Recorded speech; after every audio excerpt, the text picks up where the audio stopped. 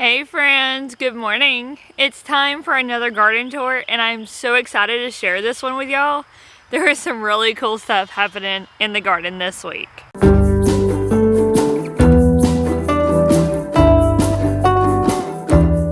So, let's get to it. Welcome to my garden once again. Okay, first thing I am really excited about. If you've seen my first garden tour, and I mentioned it in my second, I purchased a King Edward's yarrow from Lowe's because it looked so horribly sad. It was like crispy, guys. Like, I was so scared that it wouldn't come back. But check this out. It is flowering. It's got little flower buds that have opened and some all around that haven't opened yet. It is beautiful green and growing. To take a plant that had like no chance of making it and bringing it back to flowering just makes me feel incredibly successful. Like, oh my goodness. Just 5 years ago, I swore I could not grow a thing because I killed every houseplant I ever owned, including an aloe. And people told me you can't kill aloes. That just obviously meant I didn't need to grow anything. But y'all, look, I just saved that plant. It not only survived and come back, it is thriving in producing flowers and it looks beautiful. So don't you dare let anybody tell you that you cannot grow or that you have a black thumb. All it takes is practice and to keep at it and to keep learning how to do it. Because it's a skill and it's something you have to learn. It's not just something you can do. But I did it. Oh, I did it. And I'm so thrilled about that, y'all. Just, it's amazing. Also, my sunflowers are starting to get so incredibly tall. I still do not see any strawberries coming up at all. But my buttercup squashes are sprouting and growing. And soon they will be trailing all over. I'm so excited. Okay, now let's go through the archway because I have some progress in here that I'm just thrilled about.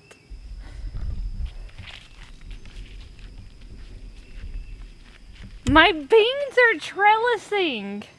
Look, they are like growing up the trellis.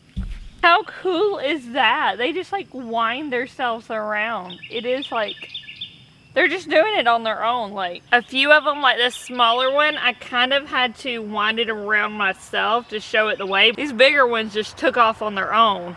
These beans here are my 1,500-year-old cave beans.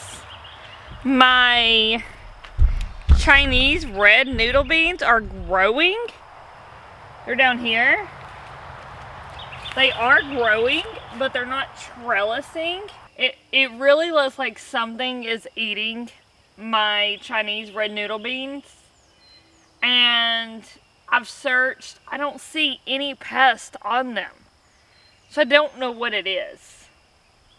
I don't know how to combat it because I don't know what it is. So I don't know what to do. Now these down here are my ground cherries. And they have little husks already for me. I'm so excited. They have like, each one has several fruit on them.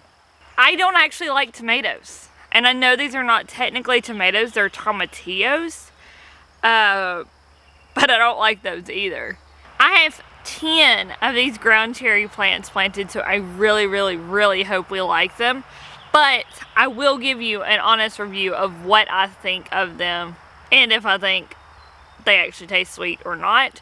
Coming from a non-tomato lover, I love tomatoes in ketchup, in pasta sauce, in marinara, in dishes that I'm cooking with. I don't like them plain, and I know people in the South shame me for it, but I'm not a fan of tomato sandwiches.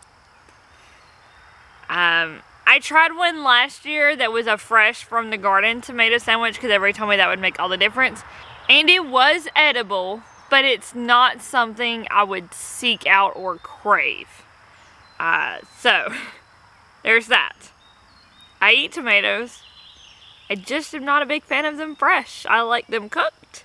If they're fresh, I want them on a burger or in a salad. And that's about it.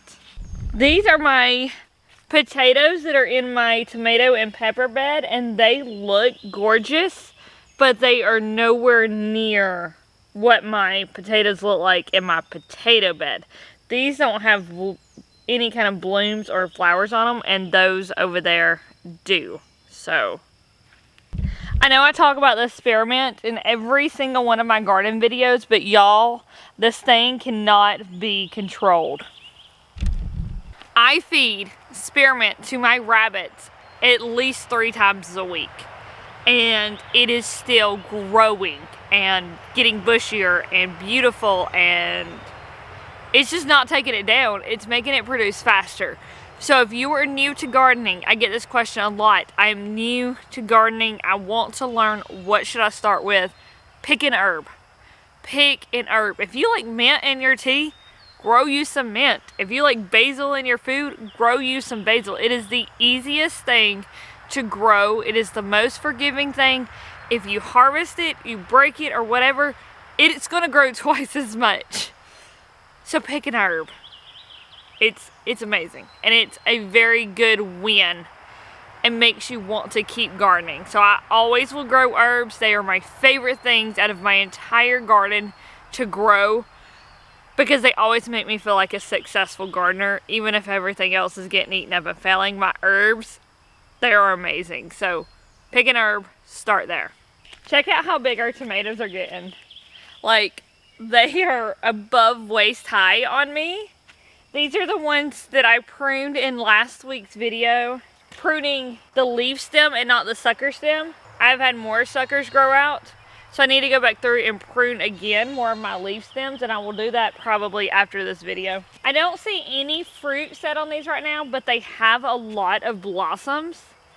And so when you see blossoms showing up on your tomatoes, if you don't already know this trick, go through and shake your tomatoes. It sounds crazy, but shake your tomatoes. You will get a better harvest. You're simulating the wind, and it will help it self-pollinate better if you shake your tomatoes. So just give them a little shake. I do it about, I don't know, anytime I walk past them. Just shake them just a little. Don't be rough with it. Don't break them. But don't be scared. Just shake your tomatoes, or just run your hands across them. Whatever you can do to get them moving and get their pollen moving inside those flowers so that they pollinate easier and they pollinate better. Now, of my lettuces that are growing under my tomatoes, this is the only one that has started to bolt. I don't see a tag on it. I think it's a spinach. I think it's a spinach. But you can see it's already going to seed. Currently the 3rd week of May in year 2022. It has been very hot this year. We have been in the 90s. Our lows, if we are lucky, are getting into the 60s. That is our lowest temperatures.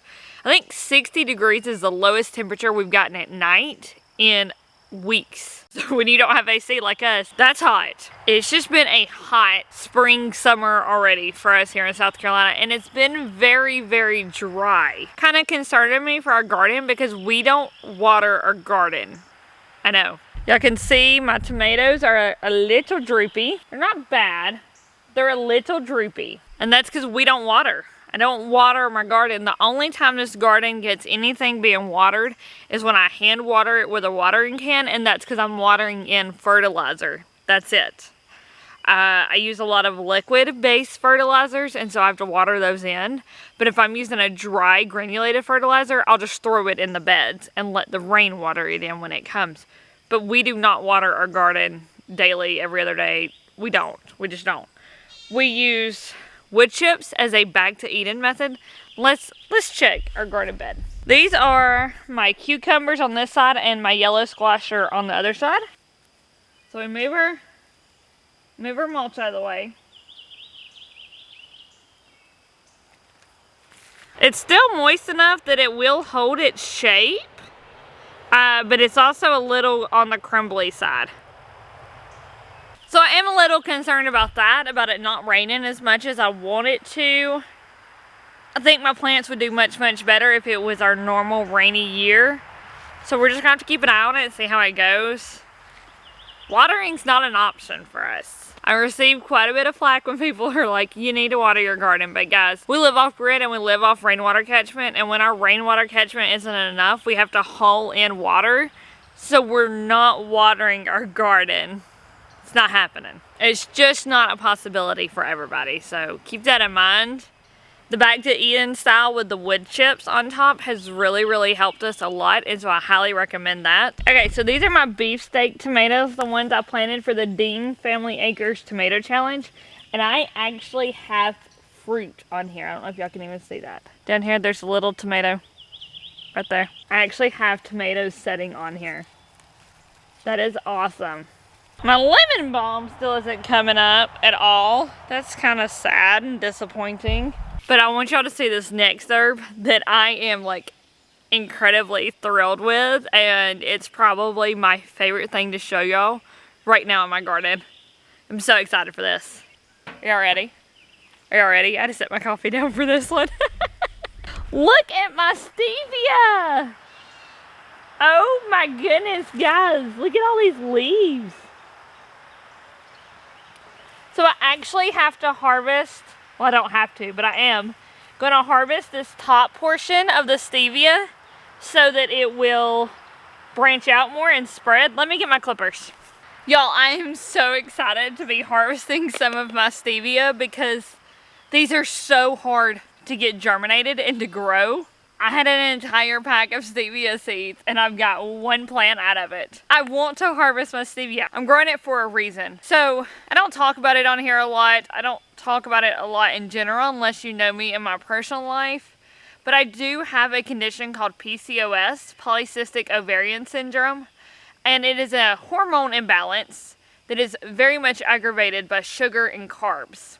However, it also makes you crave sugar and carbs. It's caused a lot of issues. I suffer from infertility for it. It took 6 years for me to get pregnant with Declan using different fertility treatments and stuff. Doctors didn't give me a very good chance of it because PCOS can be very hard to control. It has to be done through diet and exercise. I can't have a lot of sugars or carbs or carby vegetables or things like that. But I also crave those at the same time. My answer to some of my issues is stevia. I used to use a whole lot of Splenda and artificial sweeteners. I switched off of those. I went back to regular sugar, but it's not good for me and it's not good for my condition. But I also won't drink my coffee without sugar in it. And I love sweet tea and things like that. So basically all I drink is water right now. And I put sugar in my coffee and in baking things. But the whole point of that is to say I've been looking for a more natural way to get the sweetness and things like my coffee and my sweet tea without the sugar that aggravates my PCOS. And stevia is my option. But store-bought stevias, even the stevia in the raw and all that, they are cut with other artificial sweeteners and they taste disgusting. I have tried them, and if you really have to read the back and the ingredients list, but most of them are not pure stevia, and they're not very good. So I want to grow my own to be able to use. And to have this growing is like a major success for me, and a major success for my health and my PCOS. So I'm going to harvest some of this. It breaks my heart to harvest it because I've worked so hard on just getting this plant to grow to this point. But I know I need to harvest it so it will grow more and better.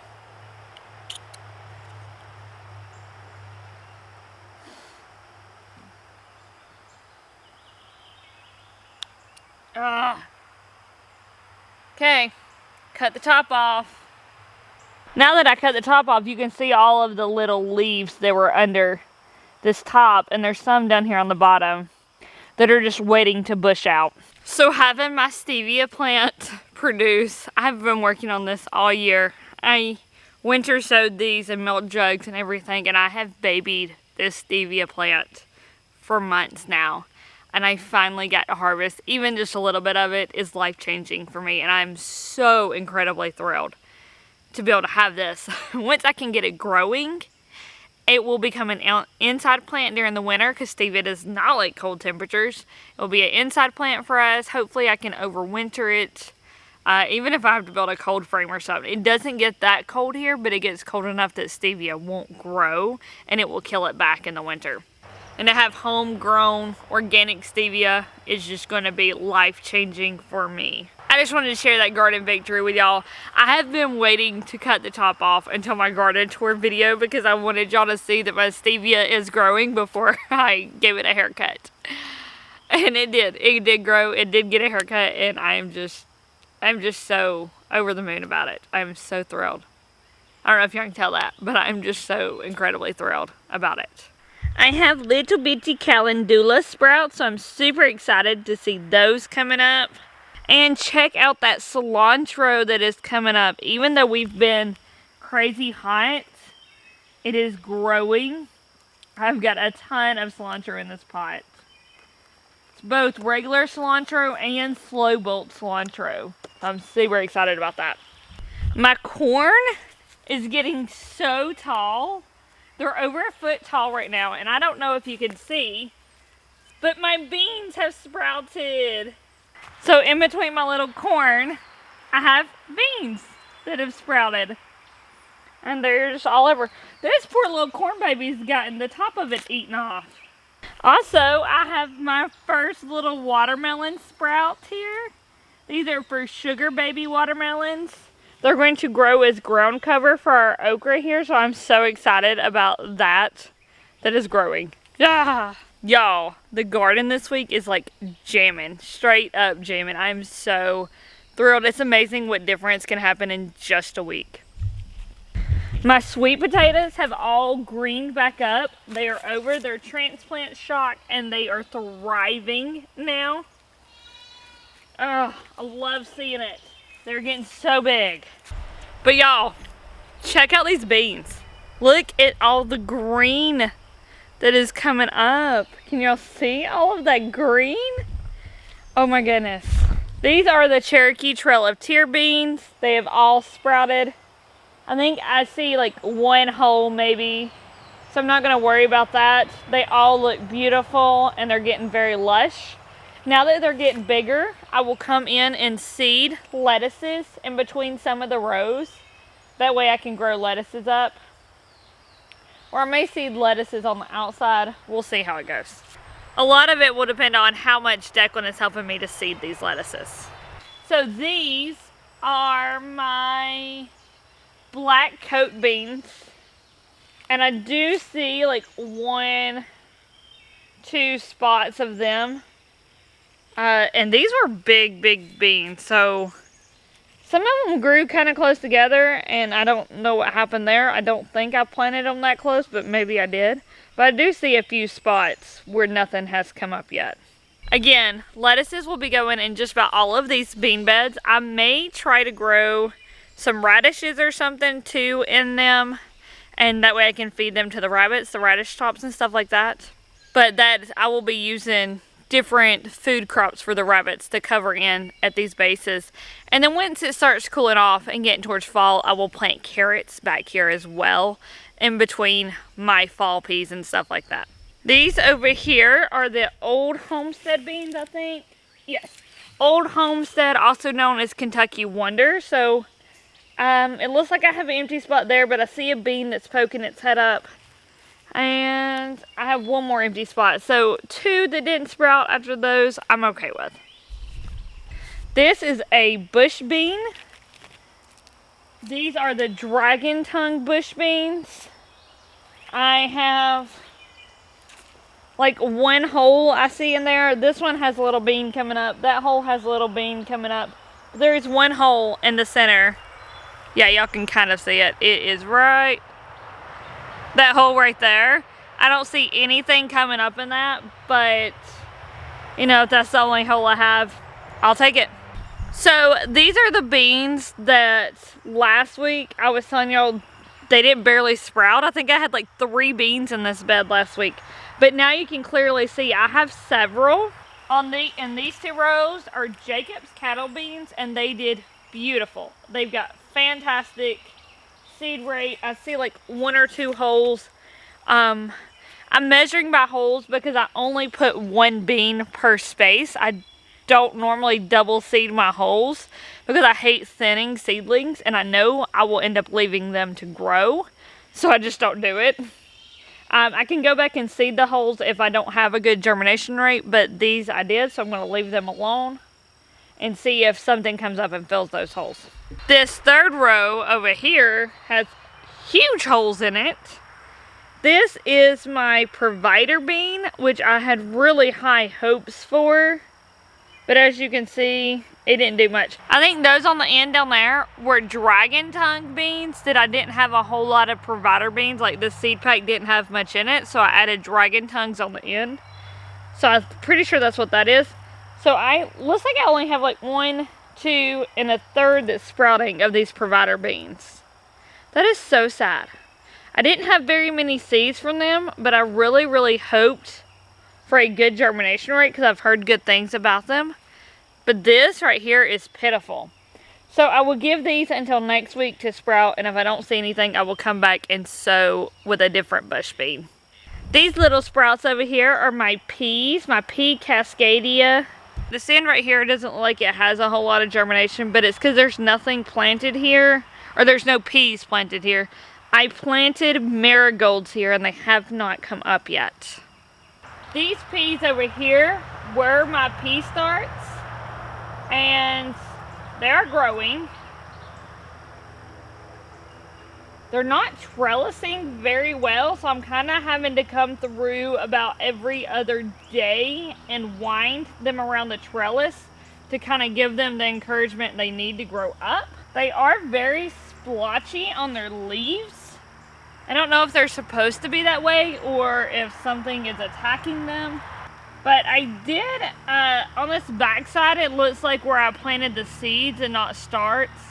Looks like I seeded them too far away from my trellis.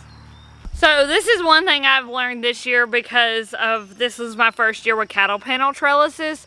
When you seed your seeds, they really need to be fairly close to that cattle panel trellis. So with my tomatoes, it was easy because I had seedlings that I could see.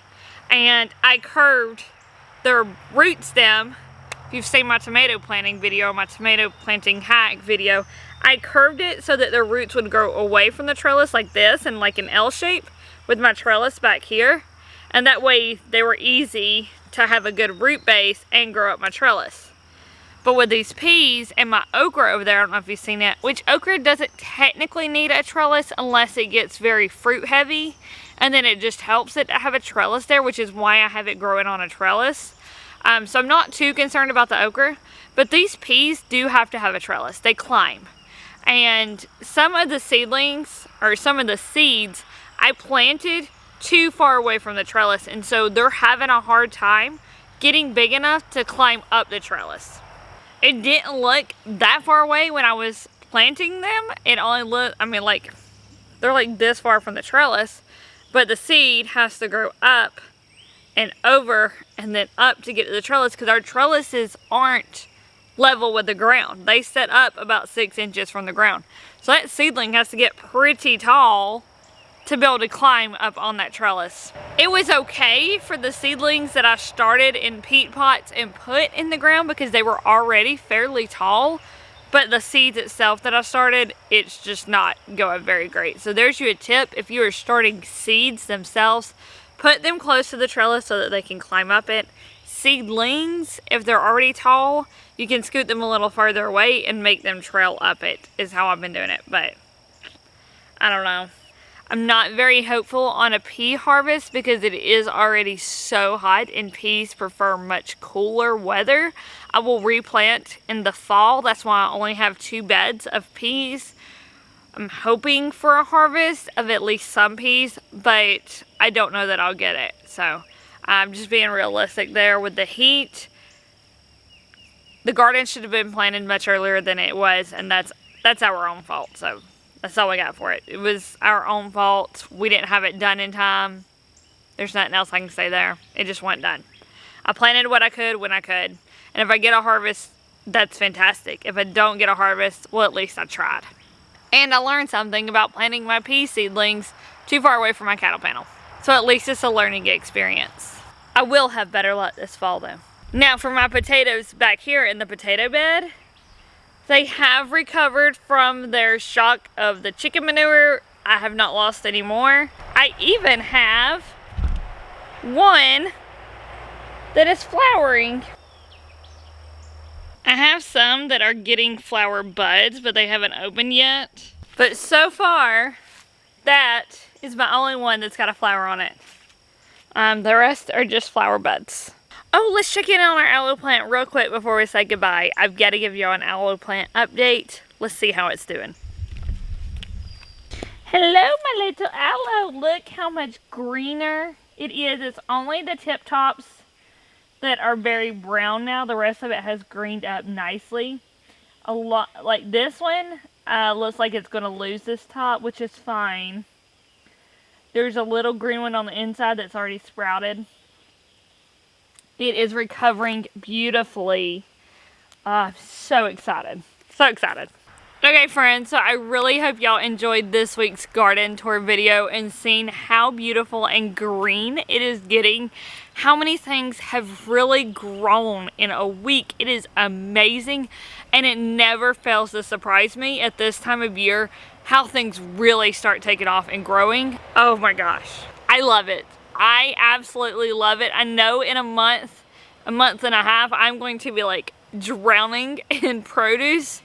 But y'all, this is beautiful to see all of this green come up, to see the leaps and bounds my plants are making and growing, and knowing I did that. I did that. Y'all, I am a gardener. I have an actual garden. I am so incredibly stoked. Y'all, last year I grew in like 25-gallon buckets, and this year I have a 2,000 square foot garden, so you can do it. You can do it. I know the world is crazy right now, and I know it can be scary hearing about all of these food shortages. I know. That's why we started a homestead. That is where our heart, it was not out of a place of fear, so don't get me wrong thinking there. It was out of a feeling of needing to be prepared. We need to prepare. People will go out and get medical insurance, and they'll get life insurance, and they'll get car insurance, but they don't grow food insurance. But you can survive without all of those things. You can survive without life insurance. You can't survive in this day and age without food insurance. The world is crazy. You need to grow a garden. Wherever you're at, grow something. I have friends who live in RVs who have traveling gardens. I started my first garden living in an RV park. I did it. I have friends in the military who live on base, and they started a garden. I mean, they don't even own anything. Like, they don't own any land. I mean, they're lucky if they have a concrete patio walkout, and they started a garden. If you don't have restrictions, if you don't live in an HOA that restricts things, or if you can find a way around some of the rules in an HOA, sometimes they'll let you have plants if they're pretty plants. And a lot of food can be very pretty. Grow something in a pot. Last year I had tomatoes, basil, peppers, well, 3 different kinds of peppers. I try to do potatoes, cucumbers, lettuces. I mean, you can grow in pots. If you can do that, do that. If you can't, try a stackable container. If all else fails, try to grow something inside. Use grow lights, use a sunny location, and grow some lettuces inside something. Last year I grew in pots. This year I have a 2,000 square foot garden, and it is growing, and it is green, and it is beautiful, and it's happening.